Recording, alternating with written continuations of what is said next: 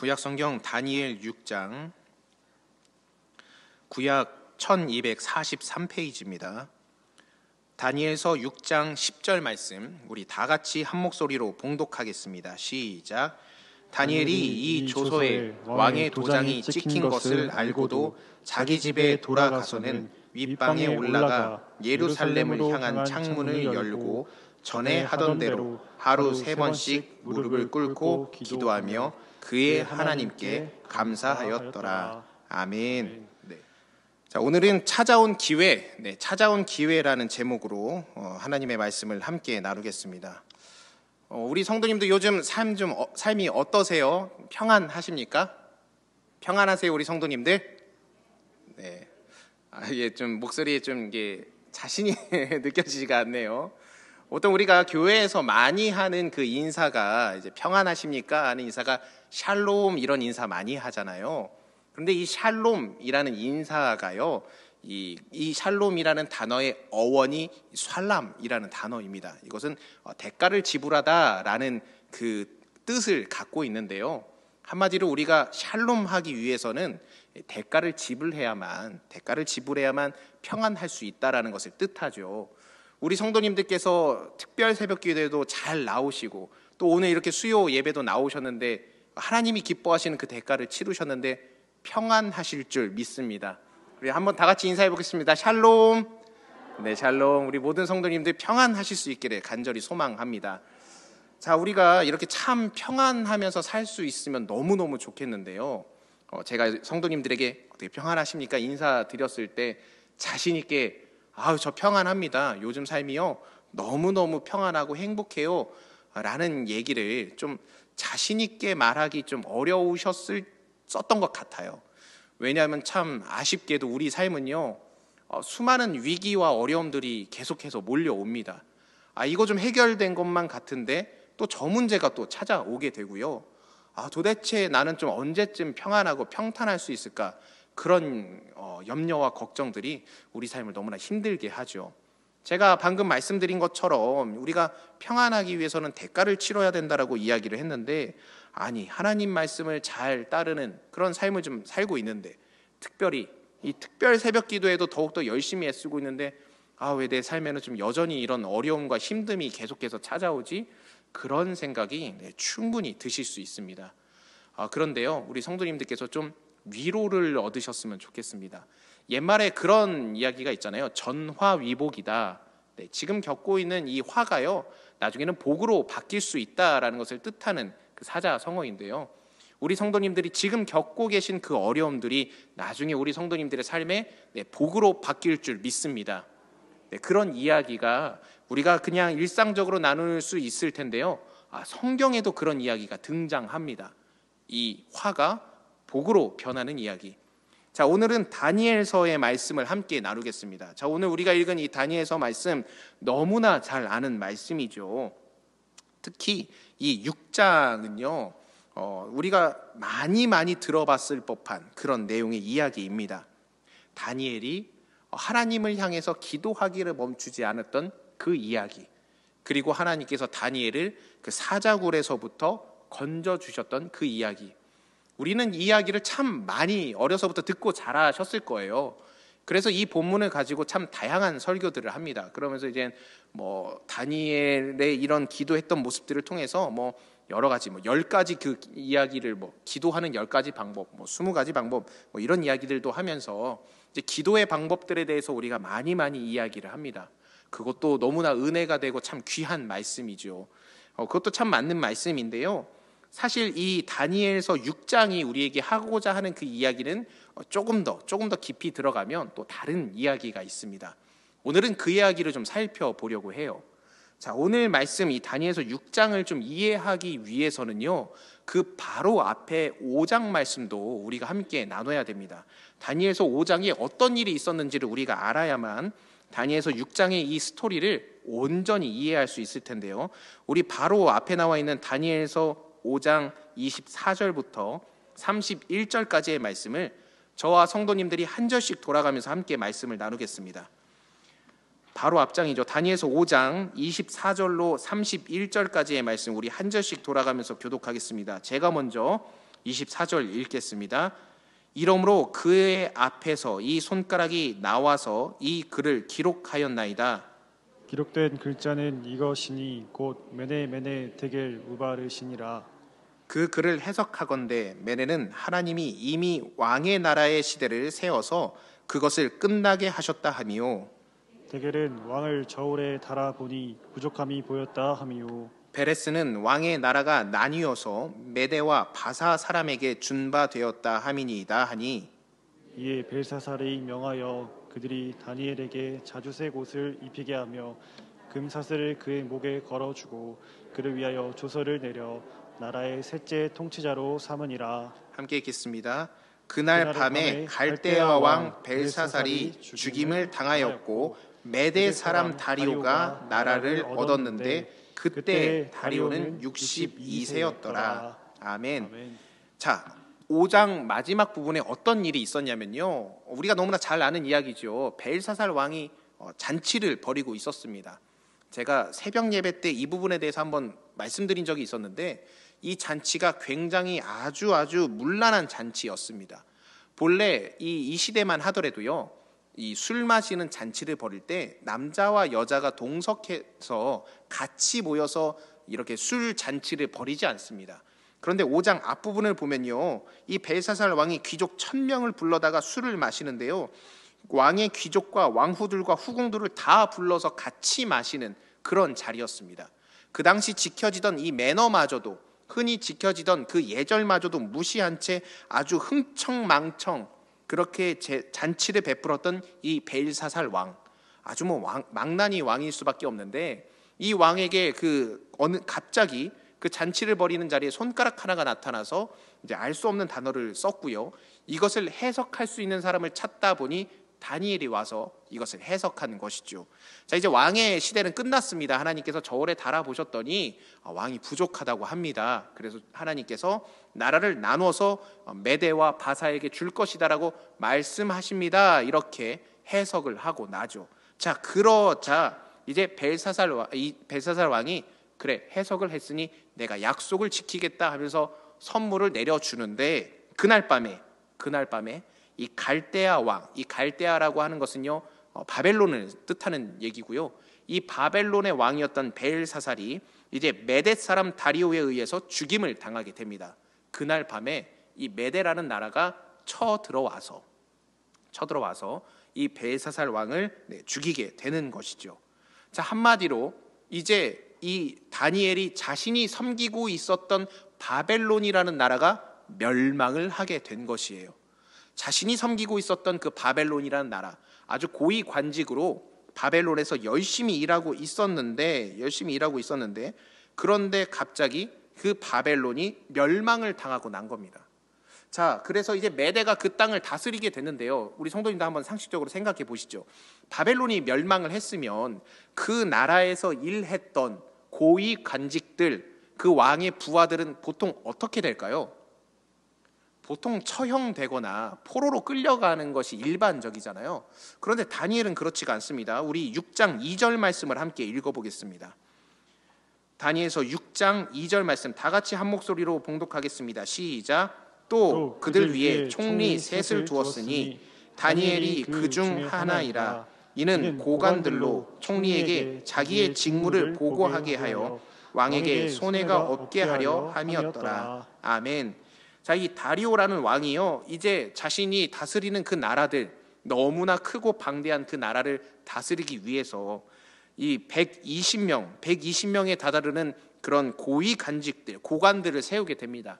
지금으로 따지면 뭐 도지사 정도 되는데요, 120명이나 되는 그 도지사를 세운 것입니다. 그런데 그 도지사를 세우고요, 그들을 위해 또 3명의 훌륭한 총리를 두게 되는데, 다니엘이 또 그들의 총리가 됐다라고 나오는 것이죠. 참 상상해 보면요, 이게 있을 수 있는 일인가 싶어요.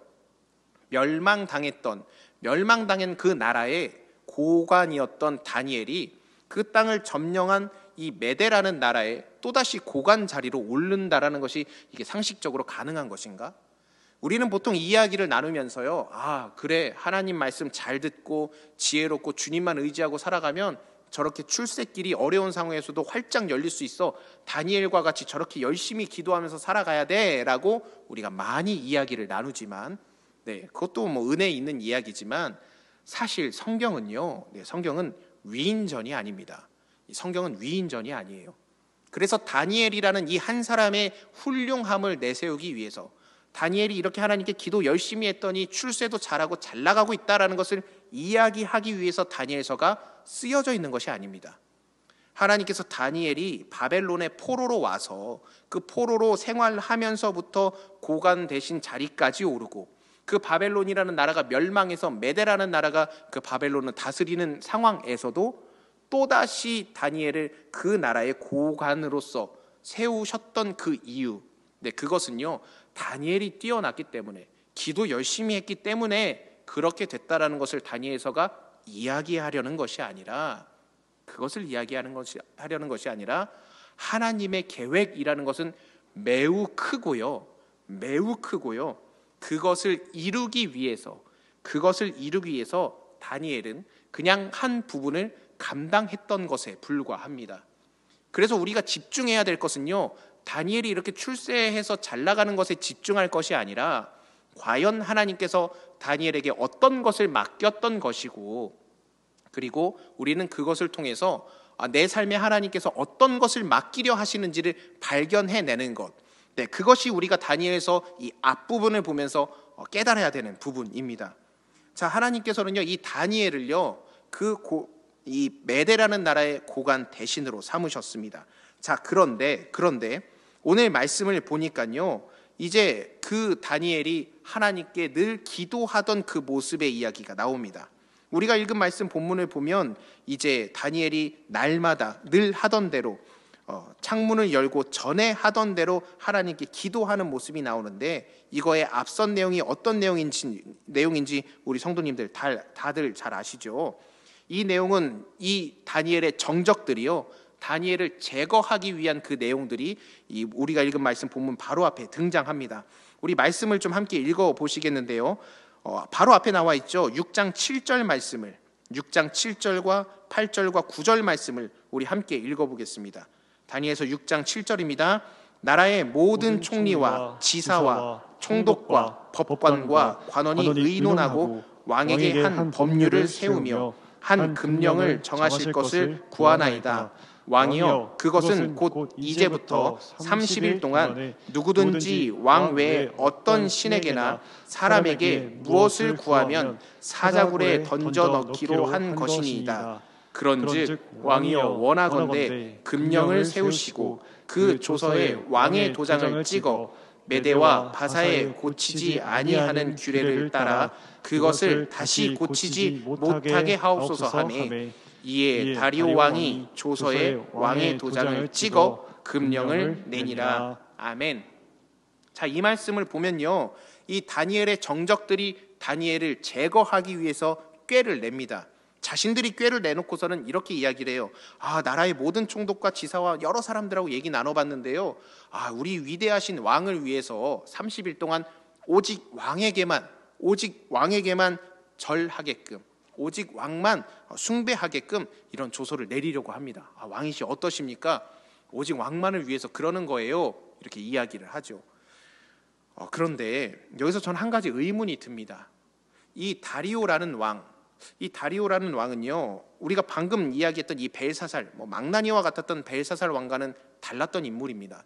자신이 나라를 잘 통치하기 위해서 120명의 도지사들을 세워서 그 나라를 통치하게끔 하고, 또 자신에게 손해가 오는 일이 없게끔 하기 위해서 총리 셋을 둬서 나라를 다스리게 했던 사람인데, 그리고 패망했던 전에 그 적국의 그 총리를 자신의 최측근으로 삼았던 이 다리오 왕, 이 다리오 왕이 과연 이 다니엘이 그런 기도하는 습관이 있었다라는 것을 몰랐을까요? 그것을 깜빡해서 그냥 도장 찍어놓고 이거 큰일 났네. 나 다니엘 그렇게 기도하는 거 내가 알았었는데 깜빡하고 이거 도장 찍어버렸는데 이거 어떡하나? 그랬을까요? 저는 절대 그렇다라고 생각하지 않습니다. 다니엘이 그렇게 기도하고 있었던 것을요, 이 다리오 왕은 너무나 잘 알고 있었죠. 그런데 왜 이런 도장을 찍어줬을까? 다리오 왕은요, 하나님을 시험해보고 싶었던 거예요. 사실 자신이 이 바벨론을 다스릴 수 있는 명분을 줬던 건 다니엘이었습니다. 다니엘이 벨사살 왕에게 하나님께서 재보셨는데 왕은 이젠 함량 미달이시고요, 메대라는 나라에게 이 바벨론을 넘겨주실 것입니다 라는 그 예언을 했던 다니엘.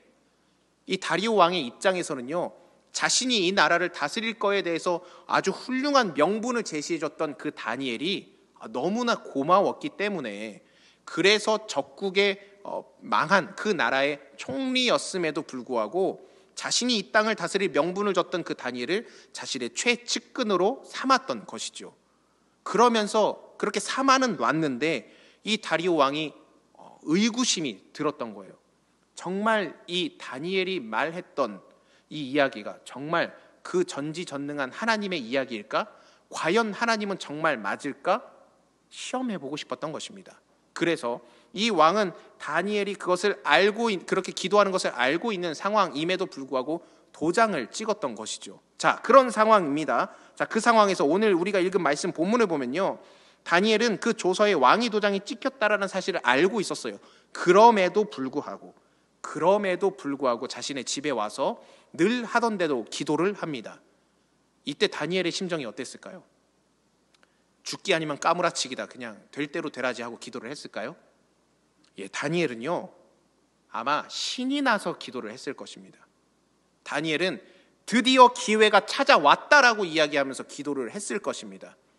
자신이 믿고 따르고 있는 이 하나님이 정말 전지전능하신 분이시고 참 하나님이시다라는 사실을 알려야 하는데, 바벨론의 그 느부갓네살 왕이 수많은 신들은 다 인정하지 않았지만 오직 하나님만을 인정하면서 조서를 내려 바벨론의 모든 땅에 있는 사람들에게 그 하나님에 대해서 영광을 돌렸던 그 조서를 내렸던 그 느부갓네살 왕, 그 왕마저 믿었던 그 하나님을 보여주고 싶었던 것입니다.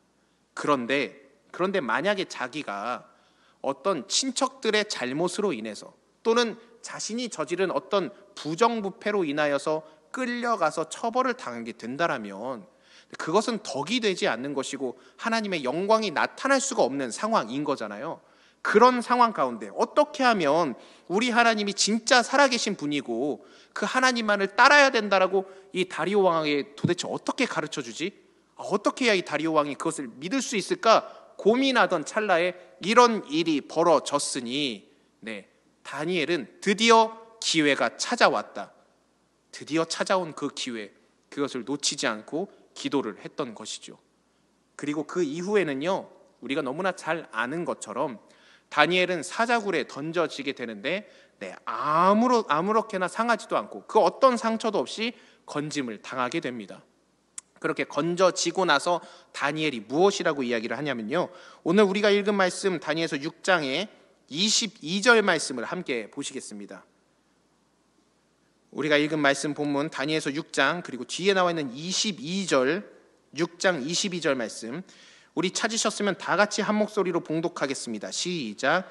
나의 하나님이 이미 그의 천사를 보내어 사자들의 입을 봉하셨으므로 사자들이 나를 상해하지 못하였사오니 이는 나의 무죄함이 그 앞에 명백함이 오며 또 왕이여 나는 왕에게도 해를 끼치지 아니하였나이다 하니라. 아멘. 다니엘은 알고 있었던 거예요.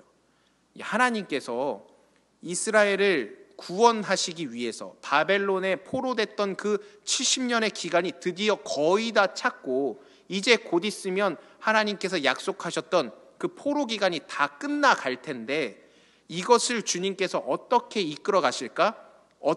도저히 자기 생각으로는 이 포로 생활이 끝날 것처럼 보이지가 않는데 하나님께서 어떻게 이끌어 가실까? 기도하던 와중에 지금 이 상황을 주님께서 예비하셨구나. 그러면 이 상황을 해결하기 위해서 주님께서 이미 해결할 것을 다 예비하셨네 라고 믿었던 것이고요. 그래서 22절에 나의 하나님이 이미 그의 천사를 보내셨다라고 이야기를 했던 것입니다.